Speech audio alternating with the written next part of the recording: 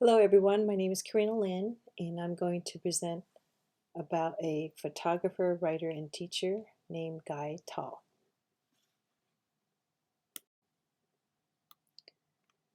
The background about this photographer, he is actually from Israel and lives there for up until the age of 26. As a child, he grew up, he loves being in the outdoors and taking photos of insects and nature. While he was in the military in Israel, he discovered a book by the title of Desert Solitaire by Edward Abbey. And the book was showing and writing about landscape pictures of places in Utah in the American West.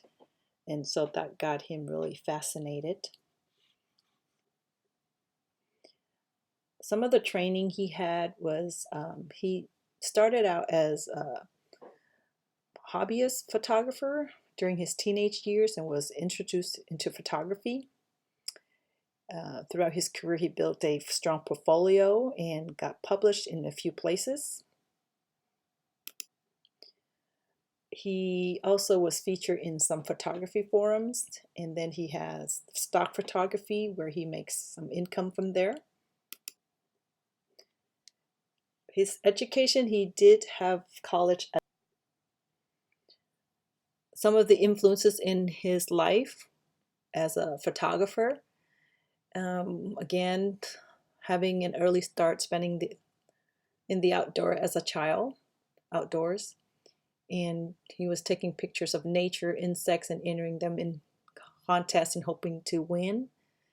And then, he was taking photos of macro wildlife and landscape photos. And then he got into fine photography in the American West. And also he was into teaching. And when he teaches, he likes to teach something that it needs to come from within yourself, doing original work and something meaningful.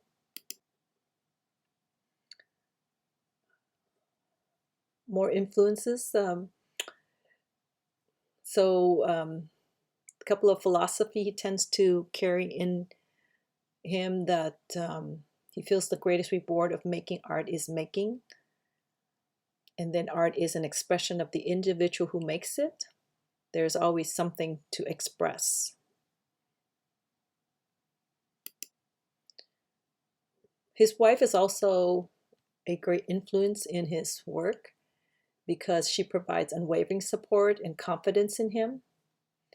He admires certain photographers and does a lot of research on them. So that's Galen Rowell, Art Wolf, because they love and have a passion for the places they photograph. Other photographers he admires include Ansel Adams, Elliot Porter, Minor White, Edward Weston, and Philip Hyde for opening his eyes to the creative and interpret powers of the medium.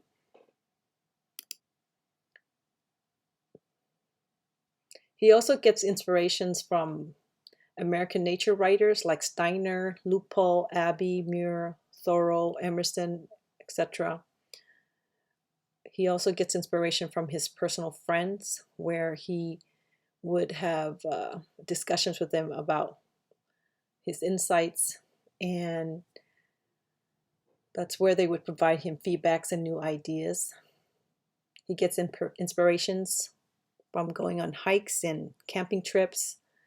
He usually brings along a paper pad, and a pen to capture fleeting thoughts and insights, and that's where it would expand to new ideas, both in images and writing.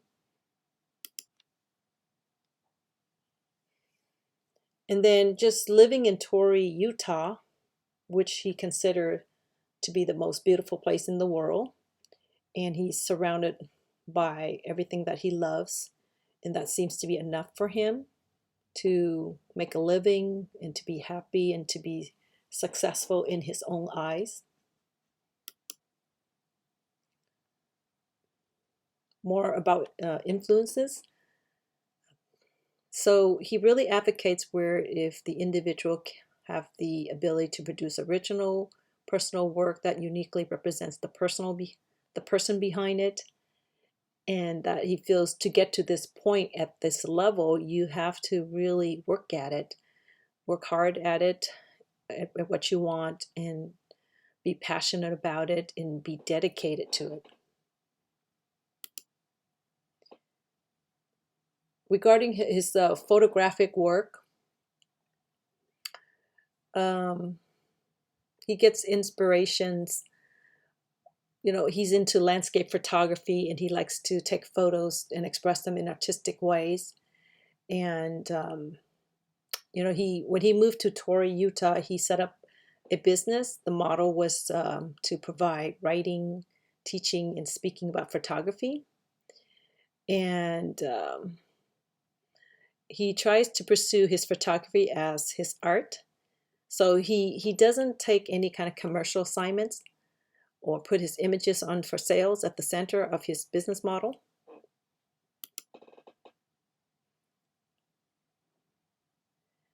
Again, he really advocates to do creative work where it's an artistic aspects of the landscape, and he likes to sell or interact with sharing his photos and sell them to other photographers.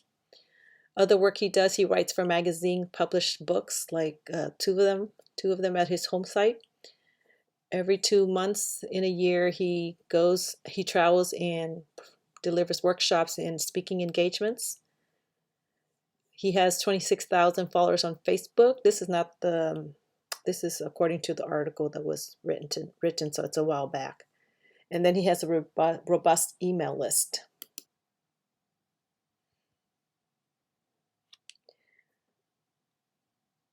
His work's themes include photography to enhance your life. Again, he loves teaching and writings, and he feels it's important to show how to visually, when he teaches, he wants to show you how to visually express art. And then if you want to express art, he feels that it's important that you incorporate through your life experiences.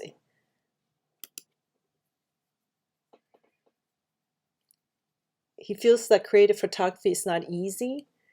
And so by keeping up being an avid reader on various subjects like science, natural history, art, and travel, that helps him to be a good photographer. And he goes out and lives, so that means he goes out on hiking trips and camping trips. And he feels you need to really experience to really be a good photographer. So when he goes out to do on his trips like camping or hiking, he's actually exploring and observing and then coalesce into the photography projects. So two of the books that he has written so far, it's listed at his website, Landscape Photographers and More Than a Rock. I chose this photographer to present because I was looking at various photographers in their bio on the internet by Googling and searching successful photographers. And he came up as one of the photographers. And I was looking at his photos and other photographers' photos. And I really gravitates toward his photos because he was able to capture the landscape pictures and express them to make it look like an artistic painting or something. And I thought that was really very artistic and creative. And then when I got further into doing research, reading about his vision and his philosophy, it seems to be, something I would be in tune and respect for. He advocates for doing original work and being altruistic, sharing your work through teaching and writing. And he's very self-aware of himself, about himself, very at an early age during his teenage years. So he knows exactly what he needs to do to pursue, to do what he loves and what makes him happy. And most people cannot do that. So I really admire that. Also, he's a risk taker and he likes to express art coming from within and express through photography as a medium, and then through writing and teaching. And these are the references where I read about him at these 3 websites. Education in economics, and then he became a website developer for an Israel company during the high-tech boom, and then he moved to the US to continue being a website developer for a startup firm in Silicon Valley, and then he became an IT manager. After becoming an IT manager for a while, then he came to the realization that he needs to do some kind of work that is meaningful and something he's passionate about, and he feels like he needs to do it now, otherwise he's going to regret it for the rest of his life. And he thought about the quote from Thoreau where he calls it a life of quiet desperation that most people simply accept for the sake of conformity and financial stability. And so that's what most people do. They would stay in a job just to be safe and secure and never seek out their career passion. And perhaps that was the starting point that triggers him to be interested in photography, especially landscape photography.